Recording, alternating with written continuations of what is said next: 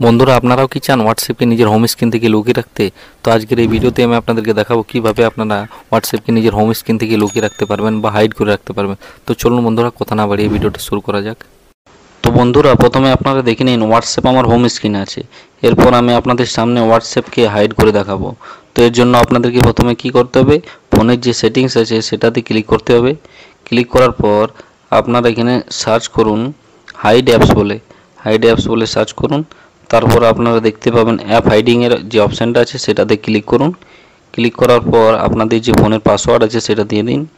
দিয়ে দেওয়ার পর এখানে আপনারা দেখতে পাবেন অ্যাপ হাইডিংয়ের অপশান 2 নম্বরে আছে, এটাতে আপনারা ক্লিক করুন। ক্লিক করার পর 2 নম্বরের যে অপশানটা আছে ভিউ হিডেন অ্যাপস, এটা আপনারা এখান থেকে অন করে নিন। অন করার পর আমি এখানে হোয়াটসঅ্যাপকে হাইড করতে চাই, তো আমি এখান থেকে হোয়াটসঅ্যাপকে খুঁজে নিচ্ছি। তো বন্ধুরা এখানে দেখুন যে আমার হোয়াটসঅ্যাপ আছে।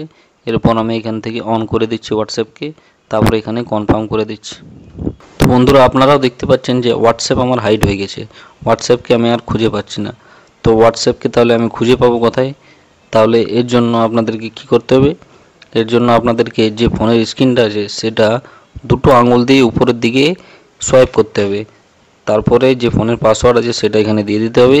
দিয়ে দেওয়ার পর আপনারা এখানে দেখতে পাবেন যে হিডেন অ্যাপস বলে লেখা আছে হোয়াটসঅ্যাপকে। তো আমি এখান থেকে প্রেস করছি, হোয়াটসঅ্যাপ এখান থেকে খুলে যাচ্ছে।